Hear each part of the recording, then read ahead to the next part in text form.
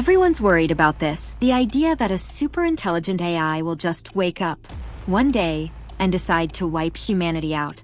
We've all seen the movies. We know the story. But the scary truth is, we're all looking in the wrong direction. The real threat isn't some sentient AI that might exist in the future. The real threat is the AI that exists right now. And it's not going to kill you with lasers and killer drones. It's going to control you, and you might not even realize it's happening.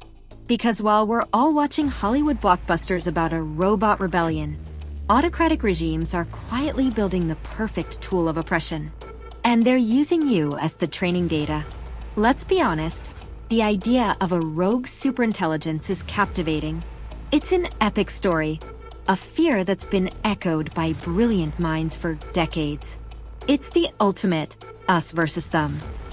A spectacular, easy-to-imagine war where the enemy is a machine. This narrative is so powerful that it sucks all the air out of the room. It dominates headlines and our collective imagination because it gives us a clear, definable enemy with a single, destructive goal. But this obsession with a distant, hypothetical apocalypse, it's a dangerous distraction, a magic trick. It keeps our eyes glued to the horizon, imagining a war against silicon and steel, while we completely miss the quiet, invisible war being waged right now, a war for information, for autonomy, and for the freedom of your own mind. The enemy in this war isn't a machine. The enemy is human. And the machine is just the most effective weapon they've ever had. Here's the fundamental mistake we make. We think of AI as an entity, as something that wants. It doesn't. AI is a tool. It is a massive force multiplier for human intention. And right now, the intentions of some of the world's most powerful people are focused on one thing: control. Autocratic governments are pouring billions of dollars into creating systems of automated social control on a scale humanity has never seen before. The blueprint for this new age of oppression is already running. Just look at China. For years, it has been pioneering what can only be described as the world's most sophisticated surveillance state. We've all heard of the social credit system, but it goes so much deeper than the simple caricature we see in the media. It's an all-encompassing dragnet. AI algorithms sift through billions of data points. Your online shopping, your social media posts, your movements tracked by an estimated 626 million CCTV cameras, and even who you hang out with. This data is fed into a score that determines your life. A low score can get you banned from buying a plane ticket, prevent your kids from getting into good schools, or even get you publicly shamed. A high score grants you privileges. It's a system designed to condition behavior, automate obedience, and make dissent not just punishable, but computationally identifiable. And this isn't just a China problem. The technology and the ideology is being exported.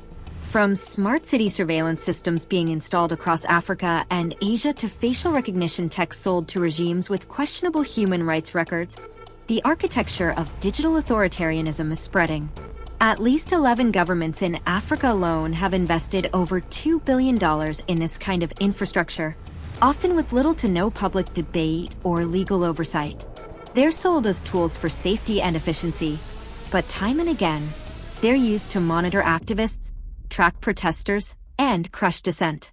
So, how does this invisible cage actually work? It's built on 3 pillars. The first is mass surveillance at scale. AI has made surveillance cheap, easy, and total. It used to take an army of agents to watch a city. Now, a single algorithm can monitor millions. And it's not just cameras on street corners.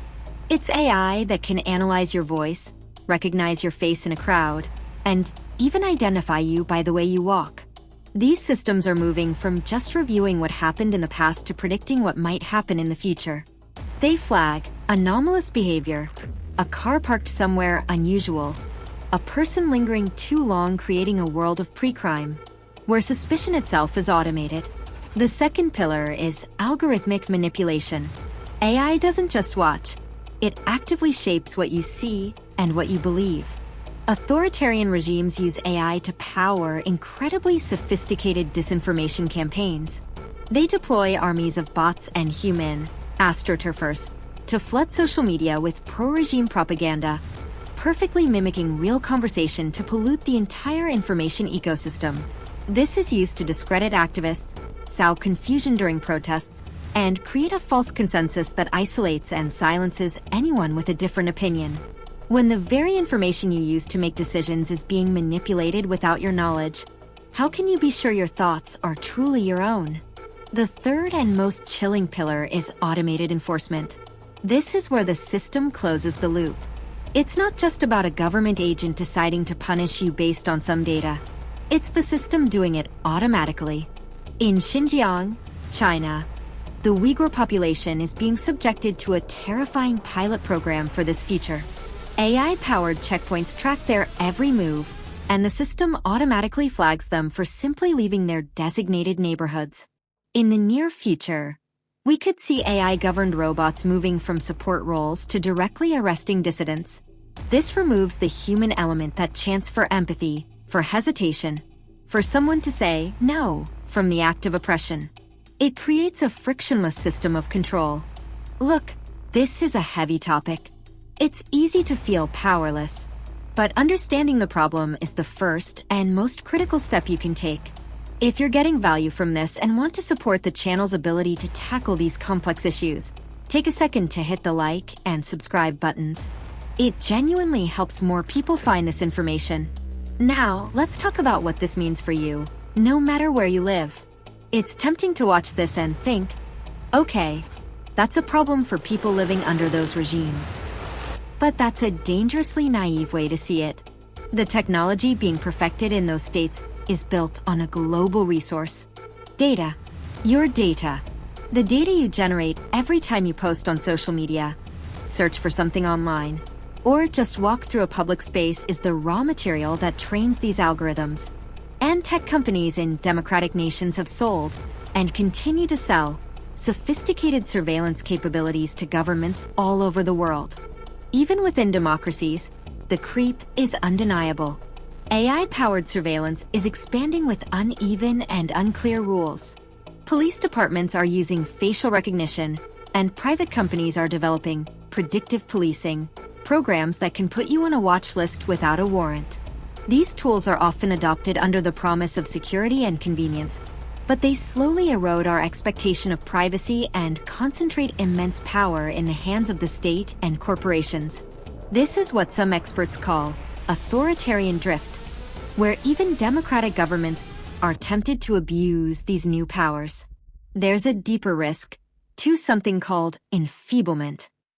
As we become more dependent on these automated systems to make decisions for us, from what news we read to how our society is run, we risk losing our own ability to think critically and govern ourselves. We outsource our autonomy, not to some benevolent machine, but to a black box algorithm whose goals were set by its creators. This is the real danger. Not a sudden, violent robot takeover, but a slow, quiet transfer of power. A gradual tightening of control, where our freedoms aren't taken by force, but are traded away for convenience and a false sense of security, until one day we wake up and realize we're not in the driver's seat anymore. So, what can we possibly do? The solution isn't to smash the machines or abandon technology. The solution is to reclaim human agency over it. First, awareness is our primary weapon. The greatest strength of this new form of control is that it's invisible. By learning how it works, by seeing the architecture of this cage, we rob it of its power. Sharing this knowledge isn't just talking about tech. It's an act of resistance. Second, we have to demand transparency and regulation. We need clear, enforceable laws that govern how AI can be used, especially by governments. This means strict limits on data collection and tools like facial recognition. We have a right to know when an algorithm is making a decision that affects our lives, and we must have the ability to challenge those decisions. Meaningful human control has to be a non-negotiable requirement for any system that can impact our basic rights. Finally, we need to support the organizations on the front lines. Groups like Freedom House and Amnesty International are crucial. They monitor these abuses, conduct research, and advocate for accountability. They are the watchdogs in a world that is becoming dangerously opaque. This isn't a battle we can win with code. It's a battle that must be won with policy, with law, and in the court of public opinion. It's not about stopping AI, but about forcing it to develop in a way that aligns with democratic values, not authoritarian ones. So no, AI is not going to kill you in the way science fiction promised. The reality is far more subtle and, in many ways, far more dangerous. Global internet freedom has been declining for 15 consecutive years, largely because governments are getting better and better at using technology to control their citizens. The ultimate threat of AI isn't that it will become uncontrollable, but that it will become the perfect tool for human-led control. It allows the worst impulses of authoritarianism, the desire to monitor, to manipulate, and to oppress, to be scaled and automated with terrifying efficiency. The problem isn't a rogue machine. It's the unchecked power of the people who wield it. The battle for our future isn't against a robot army. It's a battle for information, for privacy, and for the right to think freely. And that battle starts right now, with you. Simply by understanding what's truly at stake. What do you think is the biggest AI threat we're not talking about enough? Let me know in the comments below. And if this video made you think, please consider subscribing and sharing it. Thanks for watching.